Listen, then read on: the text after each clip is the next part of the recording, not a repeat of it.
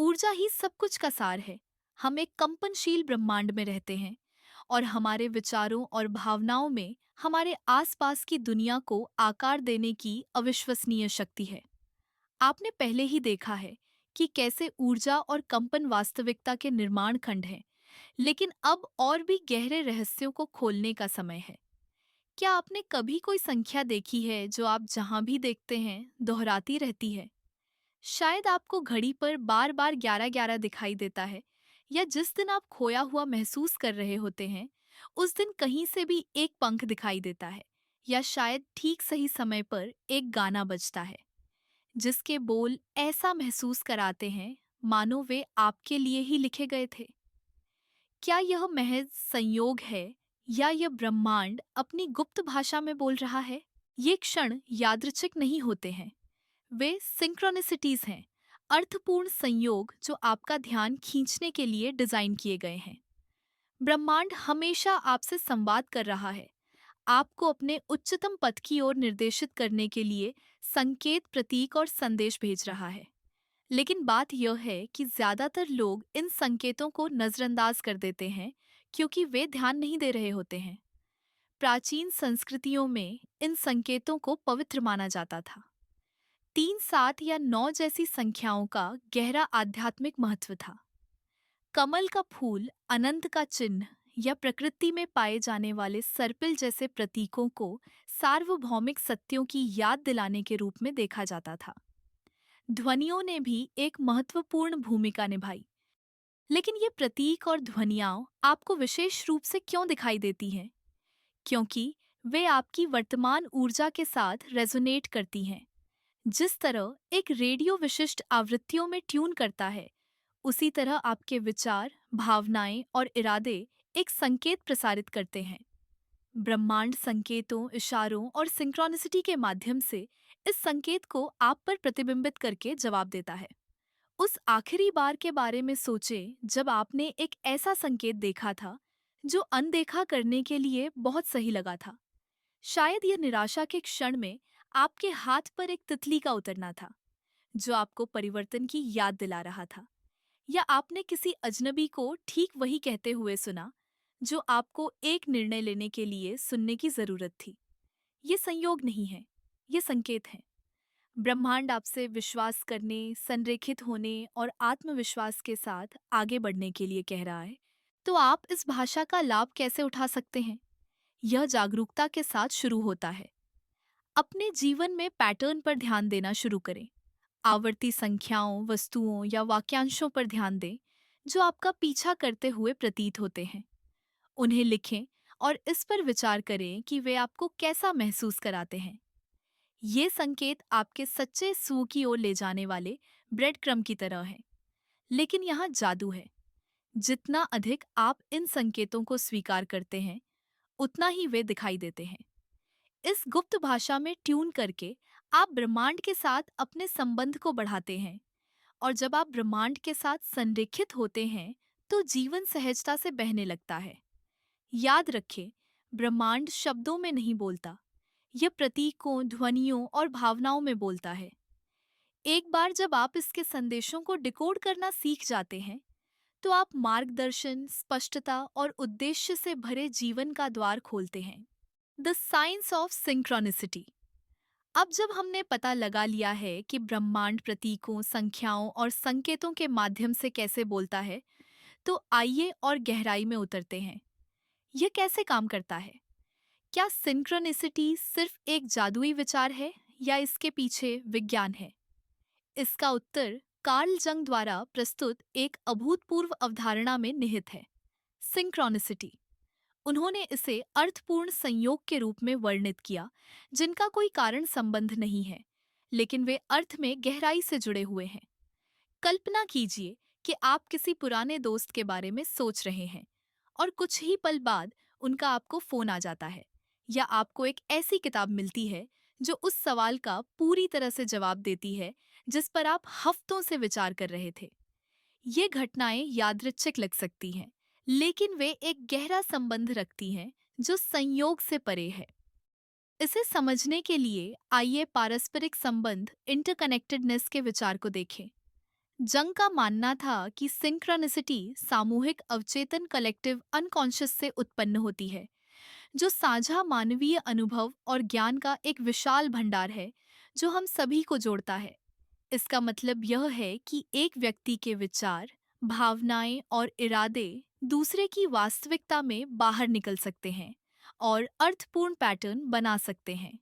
यह ऐसा है मानो हम सभी एक ही ब्रह्मांडीय जाल में धागे हैं। आधुनिक विज्ञान इस विचार के समानांतर आकर्षक बातें प्रदान करता है। क्वांटम भौतिकी में क्वांटम एंटेंगलमेंट की अवधारणा दिखाती है कि कण दूरी की परवाह किए बिना तुरंत जुड़ सकते हैं। जब एक कण का निरीक्षण या प्रभावित किया जाता है, तो दूसरा पूरी तरह से सामंजस्य में प्रतिक्रिया करता है, भले ही वे प्रकाश वर्ष दूर हों। यह सुझाव देता है कि सबसे गहरे स्तर पर ब्रह्मांड में सब कुछ आपस में जुड़ा हुआ है और एक जगह पर क्या होता है, वह बिना किसी भौतिक संबंध के दूसरे को प्रभावित कर सकता है।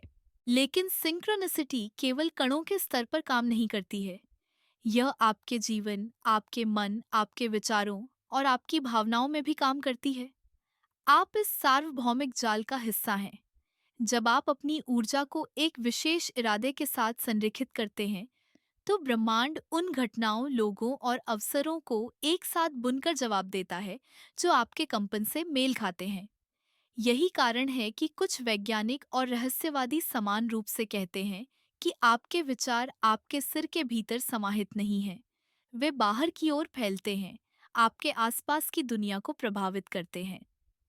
यह विचार आध्यात्मिकता और विज्ञान के बीच एक सेतु बनाता है, जो हमें दिखाता है कि सिंक्रोनिसिटी सिर्फ एक रहस्यमय घटना नहीं है, यह ब्रह्मांड का एक प्राकृतिक नियम है।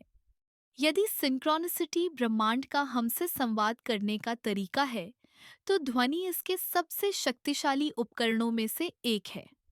प्राचीन मंत्रों की गूंज से लेकर सोल्फेजियो फ्रीक्वेंसीज के कंपन तक, ध्वनि में ऊर्जा को स्थानांतरित करने, शरीर को ठीक करने और चेतना की उच्च अवस्थाओं को अनलॉक करने की क्षमता है। यह कैसे काम करता है? आइए एक सरल सत्य से शुरू करें। ब्रह्मांड में सब कुछ कंपन करता है। सबसे छोटे परमाणु से लेकर आकाशगंगाओं के विशाल विस्तार तक सब कुछ निरंतर गति में है। ये कंपन आवृत्तियां उत्पन्न करते हैं और प्रत्येक आवृत्ति अपनी ऊर्जा हस्ताक्षर रखती है।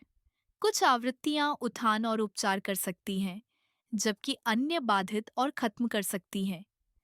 प्राचीन संस्कृतियों ने इसे सहज रूप से समझा। 20वीं सदी में साइमैटिक्स के संस्थापक ने दिखाया कि कैसे ध्वनि आवृत्तियां पदार्थ को आकार दे सकती हैं। कंपन करने वाली प्लेटों पर रेत या पानी जैसे पदार्थों को रखकर उन्होंने दिखाया कि विशिष्ट आवृत्तियां आश्चर्यजनक ज्यामितीय पैटर्न बनाती हैं।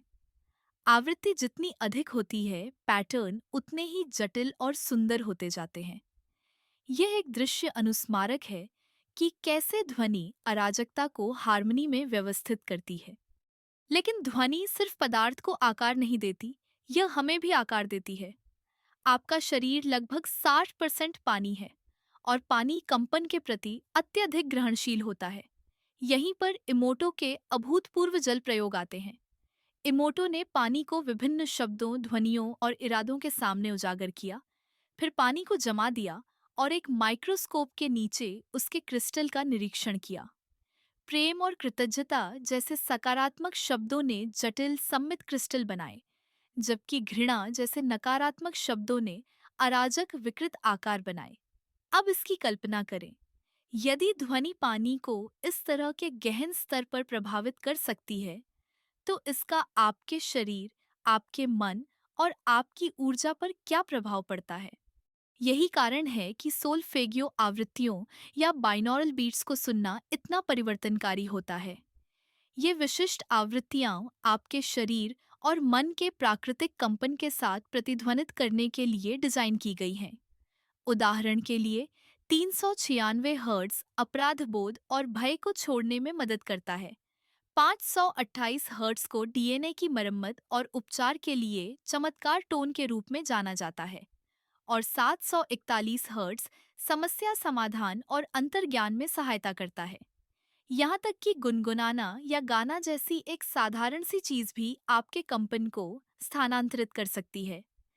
इस बारे में सोचें कि कैसे एक पसंदीदा गाना तुरंत आपके मूड को उठा सकता है या एक पोषित स्मृति वापस ला सकता है। यह सिर्फ उदासीनता नहीं है, यह आपके ऊर्जा क्षेत्र में ट्यून करने वाली ध्वनि की आवृत्ति है। और यहाँ सबसे अविश्वसनीय हिस्सा है, इन उपकरणों का उपयोग करने के लिए आपको ध्वनि चिकित्सक या वैज्ञानिक होने की आवश्यकता नहीं है। बस अपने पर्यावरण में ध्वनियों पर ध्यान देना शुरू करें। क्या वे अराजक हैं या शांत? अधिक सामंजस्य पेश करें, चाहे वह ध्यानपूर्ण संगीत, प्रकृति की ध्वनियों या आपकी अपनी आवाज के माध्यम से हो। जब आप ध्वनि की शक्ति में ट्यून करना शुरू करते हैं, तो आप केवल ब्रह्मांड के साथ संरेखित नहीं हो रहे हैं, आप अपने और अपनी उच्चतम क्षमता के बीच एक कंपन पुल बना रहे हैं। हमने पता लगाया है कि ब्रह्मांड कंपन, सिंक्रोनिसिटी और ध्वनि के माध्यम से कैसे बोलता है। प्रत्येक खोज हमें उस गहन बुद्धिमत्ता को समझने के करीब लाती है जो अस्तित्व को व्यवस्थित करती है। लेकिन यह एक बहुत बड़ी कहानी की शुरुआत मात्र है।